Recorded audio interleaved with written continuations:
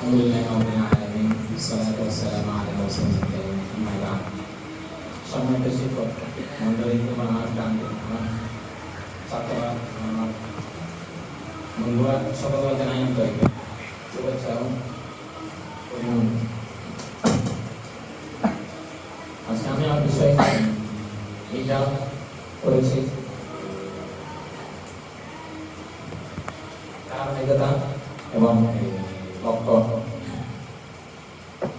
আমরা জানি আল্লাহ সুবহানাহু ওয়া তাআলা আমাদেরকে সকলকে সৃষ্টি করেছেন তার ইবাদত করার জন্য এবং রাসূল সাল্লাল্লাহু আলাইহি ওয়াসাল্লামের আদেশ অনুসরণ তার মেনে চলার জন্য। এই জন্য আমরা এই প্রতিষ্ঠান করতে হয়েছি যাতে তা জানতে পারি এবং আমাদের কাজে কর্মে তা আমল করতে পারি, এমন করে আল্লাহ সুবহানাহু ওয়া তাআলা আমল করতে পারি, ইবাদত করতে পারি এবং রাসূল সাল্লাল্লাহু আলাইহি ওয়াসাল্লামের আদর্শ অনুসরণ করে চলতে পারি। আমরা যে দৈনন্দিন জীবন আমরা যে পড়াশোনার মধ্যে বইয়ের মধ্যে বিশেষ করে ইংলিশ বইয়ের মধ্যে আমরা দেখতে পারি ওখানে দেখা থাকে Caleb is a successful man, but অন্যদিকে যখন দেখতে পারি rich man cannot be successful। তাদের মধ্যে পার্থক্য কি? মৌলিক ওদের মধ্যে পার্থক্য হলো ওরা একদম সব কাজ এই যা করে ও করে, কিন্তু ওদের কাজের মধ্যে যে তারা কথা ওটা কিন্তু ওদের মাঝে প্রকাশ পায় না। যে প্রতিদিন যে কাজ করে তার মধ্যে সে একটা নির্ধারিত সময় আছে, সে ওই সময় অনুযায়ী কাজটা করে এবং ওই সময় যে তার যে খাবার সময় রয়েছে ওই খাবার খায় এবং নির্ধারিত সময় সে কাজে যায় এবং কাজ থেকে ফিরে আসে এবং সে নির্ধারিত সময় ঘুমায় যায় এবং তাড়াতাড়ি ঘুম থেকে উঠে। আর অন্যদিকে যে ধনী লোক আছে সে তো তার সময়ের মধ্যে যে তার ক্ষমতা করতে দূরের কথা, তার যে কাজের মধ্যে যে নিয়ম শৃঙ্খলা রয়েছে ওটাও নাই। তার মধ্যে একটা সামান্য কিছু গুণ থাকলেও যে বেশিরভাগ গুণই তার মধ্যে নেই। তার শুধু জীবন চলে শুধু বিলাসিতার মধ্যে। তো আমরা কিন্তু ঠিক সেম এই প্রতিষ্ঠানে কিছু কি আছে নিয়ম আছে এবং ওই অনুযায়ী আমরা পড়াশোনা করি এবং আমাদের দৈনন্দিন জীবনে আমরা তার ওই অনুযায়ী আমল করি।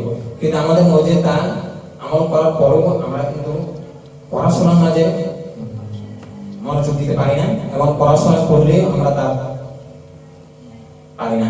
এবং প্রাতিষ্ঠানিক যে সময়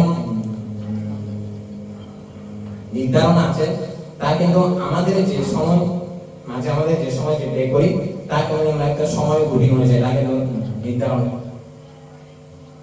করি না। এমন ওই সময় অনুযায়ী আমরা এটা এগিয়ে চাই না, ফলে আমরা তা সফল করতে পারি না এবং প্রথমত হলো লক্ষ্য স্থির করা, যে আমরা সকলে জানি যদি কষ্ট করি সকলে করে আমরা আলেম হব তোমার তাইলে হব। এটা হলো মেন লক্ষ্য এবং ওই লক্ষ্য অনুযায়ী আমরা কি হবে চলতে হবে।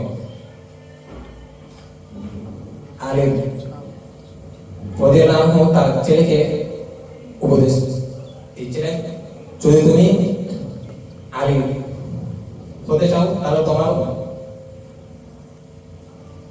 লক্ষ্য স্থির করতে হবে, তুমি উসমান রাদিয়াল্লাহু এর খিলাফত পাবে। তাহলে তুমি উসমান রাদিয়াল্লাহু খিলাফত না পেলেও তুমি কিন্তু আলেম রাদিয়াল্লাহু এর খিলাফত হবে। তুমি যদি ওমর রাদিয়াল্লাহু এর খিলাফত যদি পেতে চাও তোমার লক্ষ্য স্থির করতে হবে, তুমি আবু বকর রাদিয়াল্লাহু এর খিলাফত হবে। তুমি তার যদি নাও পাও তাহলে তুমি ওমর রাদিয়াল্লাহু এর খিলাফত পাবে।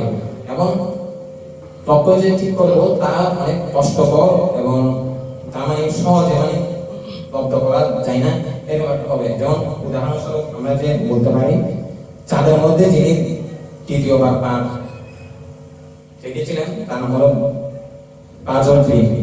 যে চাঁদের মধ্যে পৃথিবীর ইতিহাসে তিনি পাঁচের মধ্যে দ্বিতীয়বার চাঁদ রেখেছিলেন। ওনার প্রথম লক্ষ্য ছিল যে উনি চাঁদের মধ্যে পা রাখবেন, ওই জন্য তিনি 20 থেকে 30 বছর কষ্ট করেছিলেন, বিভিন্ন জ্ঞান আহরণ করেছিলেন। ফলশ্রুতিতে ওনার লক্ষ্য উনি কিন্তু অর্জন করতে পেরেছেন।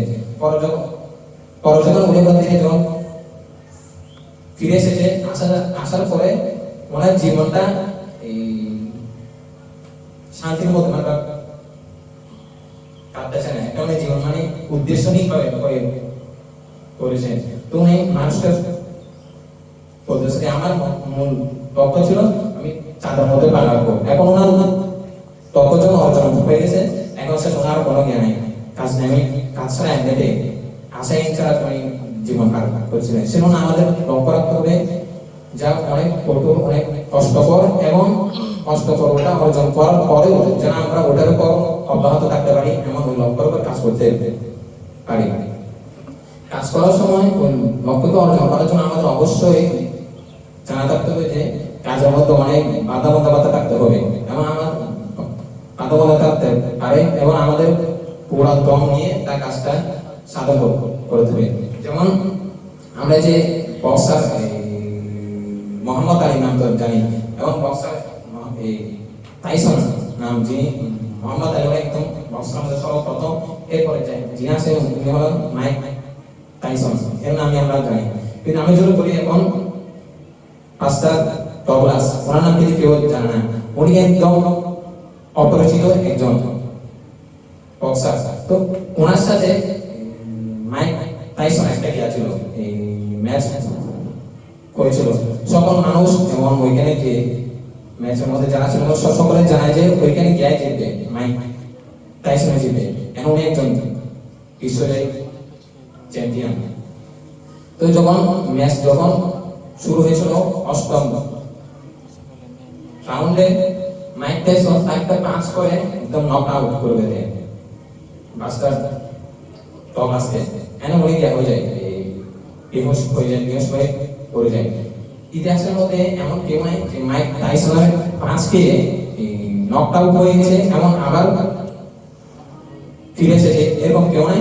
শুধু বাস্টার টমাসটা উনি আবার একদম পরিপূর্ণ দম নিয়ে আবার ফিরে এসেছে, এমন ফিরে এসে 10 রাউন্ডের মধ্যে মাইক টাইসনকে হারিয়ে দেয়। তো মানুষ তখন সবাই অবাক হয়েছে, এমন সময় তখন কষ্ট ওনাকে জানবে কেমন একদম 10 থেকে সাধন করেছে। তখন উনি পরে যখন এই ম্যাচটা যখন পরে যে মাইক টাইসনের সাথে যখন পরে ম্যাচটা, তখন আমার মা জানতে পারে, এবং আমার মা সকলকে জানায় যে বলাবলি করে আমার ছেলের সাথে মাইক টাইসন একটা কে হবে, ফাইট হবে। উনি বলাবলি করে চারিদিক দিয়ে চলে যায়। ম্যাচটা শুরু হওয়ার 1 থেকে 2 দিন আগে মাস্টার ডগলাসের তার মা ইন্তেকাল করেন, মারা যান পরে। কিন্তু তার মাঝে একটা স্মৃতি ছিল, তার মাঝে একটা আশা ছিল।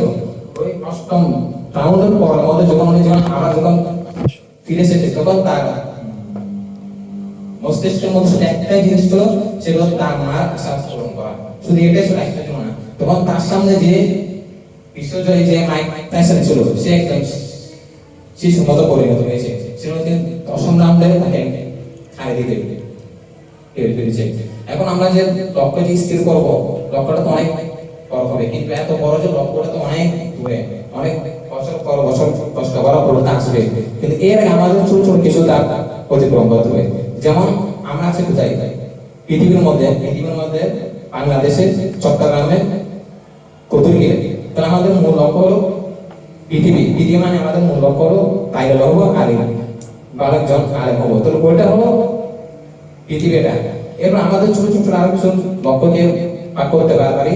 যেমন এরপর আসলে পৃথিবীর মধ্যে বাংলাদেশে কি করি, বসবাস করি। দেখুন আমরা সামনে যেহেতু আমরা এসএসসি পরীক্ষা দিই, তো এসএসসি পরীক্ষা তো লক্ষ্যটা হলো আমাদের কি বাংলাদেশ। এরা বাংলাদেশের মধ্যে আমাদের যে সাবজেক্ট যেগুলো আছে সেগুলো ছোট ছোট লক্ষ্য এগুলো নয়, ছোট ছোট লক্ষ্য হিসেবে একটা একটা ধরতে পারি, যেমন প্রতিটি পড়াকালীন এরকম একটা একটা মানে লক্ষ্য মানে এই দিনের মধ্যে এই সাবজেক্ট আমাদের শেষ করতে হবে। এরকম করে যদি আমরা এগিয়ে যাই তাহলে একটা একটা একটা করে আস্তে আস্তে চট্টগ্রাম পেরিয়ে প্রতিটি পেরে আমরা চট্টগ্রাম আর হয়ে যেতে হবে, এরপর বাংলাদেশ পেরে আমরা পুরো পৃথিবীতে আয়ত্ত করতে পারবো। এরপর আমরা একজন বিশ্বজয় একজন আলোক হতে পারবো। আমরা যখন একটা উদাহরণ হলো, আমি সাম্প্রতিক কয়েকদিন একটা ভিডিও দেখছিলাম, যেখানে একজন আলেম উনি মনে হয় এশিয়া মহাদেশের কোন একটা দেশের হতে পারে অথবা আরব দেশের হতে পারে, খুব আরবি পারে বাংলার পারে। উনি একজন উনি আফ্রিকার মধ্যে একদম ক্ষুদ্র গোষ্ঠী যেগুলো আছে আফ্রিকার মধ্যে, যাদের কোনো কাপড় চোপড় থাকে না, শুধু পাতা থাকে, ওরকম গোষ্ঠীর মধ্যে গিয়ে প্রায় 70টা পরিবারের মতো গিয়ে ওনাদেরকে দাওয়াত দিয়ে 70টা পরিবার, আমরা 70 জন মতো মানুষকে ইসলাম গ্রহণ করেছিলেন।